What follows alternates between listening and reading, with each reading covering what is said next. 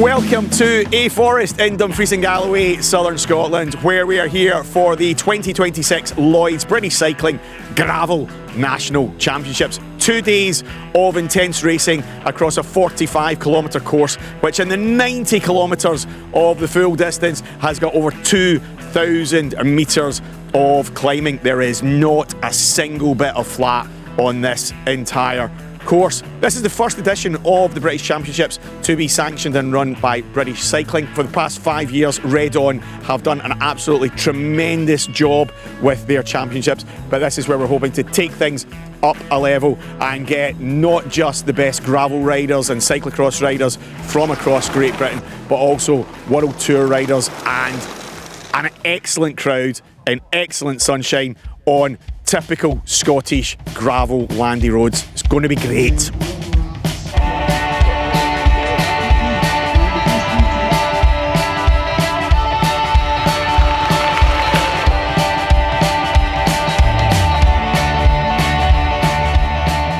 We are joined by the new British Cycling Gravel Champion for 2026, Sophie Wright. Congratulations, well done.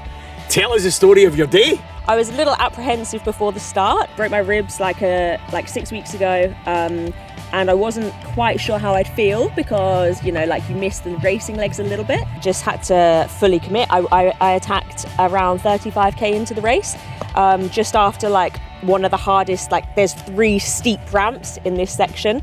And I attacked from there, got a little gap, and then just had to fully commit from there. I had a little bit of doubt, starting the second lap, going up that flipping 20-minute hill or whatever it was. And I was like, oh man, am I going to be able to hold this? But I just literally gave it everything and it just massively paid off. How much did you know about the gap between you and the 4 riders behind? Not too much, just visually. So, I kind of turned around and can see them. Turned around again, could see them, but the gap was getting bigger. Tried not to turn around too much because, if they see you turning around, they're thinking, she's having doubts. So, just put my head down, turned around, couldn't see them, and was like, okay, I'm going.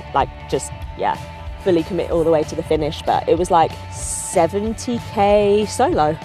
A 70k time trial in the gravel, in the Scottish heat. Describe the course to us. Just up and down the whole day, which is nice. I quite like punchy courses. Some of the descents were a bit techie, but nothing too technical. It was just very attritional. There was just no flat. Up down. Some steep ramps as well. And also pretty stunning when you could kind of try and take in the views, which I did on the recce a couple of days ago, but in the race I was just looking in front of me. What was your feeding strategy throughout the race? Did you take bottles at feed stops or anything like that? Yeah.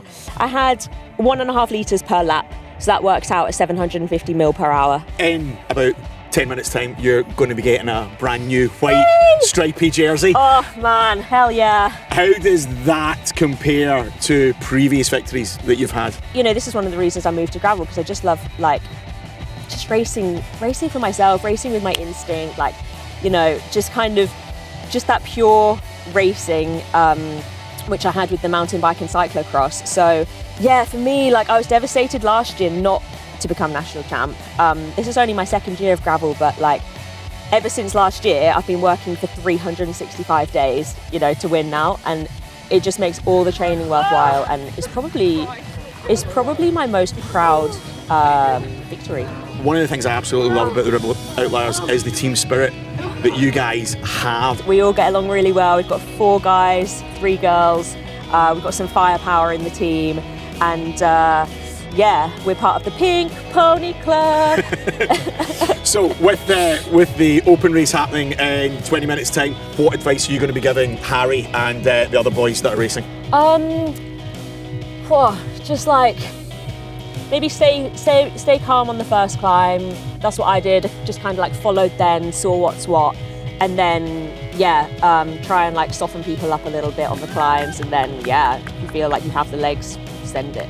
Excellent. What next? European champs next weekend. Oh, with a stripy jersey. Maybe we go for the Stars next weekend, the starry jersey. So that might be a front row lineup for you besides all the jerseys. I'd imagine. Yeah, probably. Oh, We'll see. That'll be great. Sophie, congratulations. Enjoy your moment getting your jersey in a few minutes' time. Enjoy next week at the Europeans and enjoy your year in the bands, and we'll see you next year. Finally, thank you. Well done. Thank you. At A-Forest in Dumfries and Galloway, riding for Rebel Outliers, your new female British champion is Sophie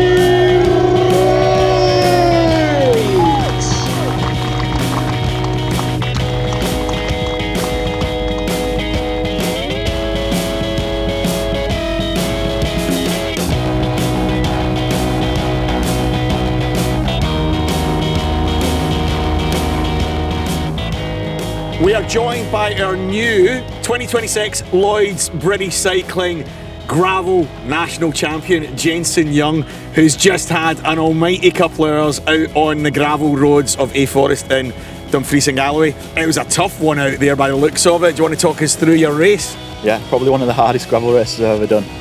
I think because I wanted to win it so much, it made it really even harder, and I found some extra gears that I didn't know I had, to be honest. You found some extra gears you didn't know you had, but you have been working really hard over the summer. For those who've been following your social media, you've been at altitude.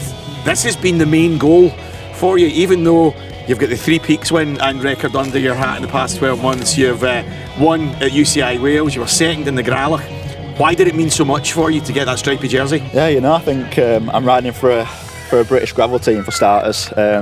The only pro British gravel team. I think to have that jersey in the team, is really cool, and to see the jersey get represented, even if it wasn't me that won it, someone that's going to race gravel for the next seasons. So yeah, I just had it on my radar and as a goal from the start of the season. So yeah, worked really hard, and it's a big risk when so much can go wrong in one race, just to focus on one race so much. But yeah, I really wanted to win it, and put a lot into it. So yeah, when it all comes together, it means a lot more. So you went out with Toby Barnes and Thomas Mean and Ben Swift. The 4 of you worked the first lap together, and it was about halfway through lap number 2 where you really attacked and made the difference. How were the other 3 working together with you? I mean, really, the first half an hour made the selection of us 4. It was such a hard start, and yeah, once us 4 got together, we actually worked really well together, and we got into a good rhythm. Recovered from the first real hard part of the race. We were all a bit worried about Ben, World Tour, Ineos. Yeah, didn't know how strong he'd be, so we were all trying to save a little bit, I think.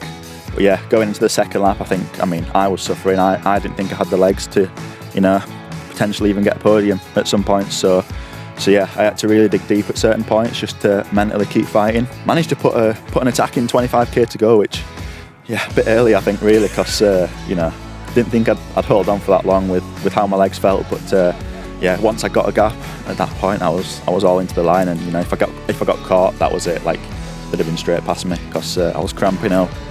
Yeah, I was looking behind me. It wasn't pretty, to be honest. You had a minute and a half with about 6 or 7k to go. At what point did you know you'd won? Till I got on the last straight, to be honest.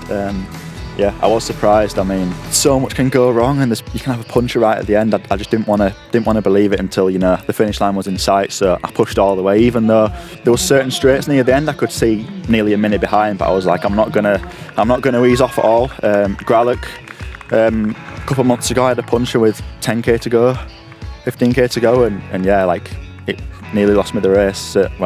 Potentially did lose me the win. So yeah, I knew that could happen again. So I didn't want to ease up and celebrate too early. You mentioned that it was a tough course, 2 hours and 38 out there, over 2,000 metres of climbing. How does that course compare to other gravel races, not just in the UK but abroad? There's so much to it that you don't really know or expect. But yeah, it's probably one of the hardest courses I've ridden, and I'm so glad there wasn't another lap. 2 laps, 90k, enough. Is enough. So what's next? Are you off to the Europeans next week? Worlds next month? Yeah, got a few races left. So Euros next weekend, then the UCI Wales again, try and defend that title, and then the Worlds in Australia. Superb. wearing that stripy jersey.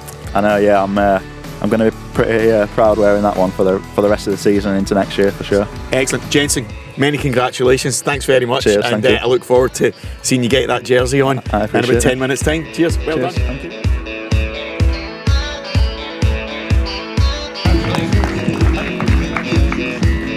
Please give it up for your new British champion, Jensen Young!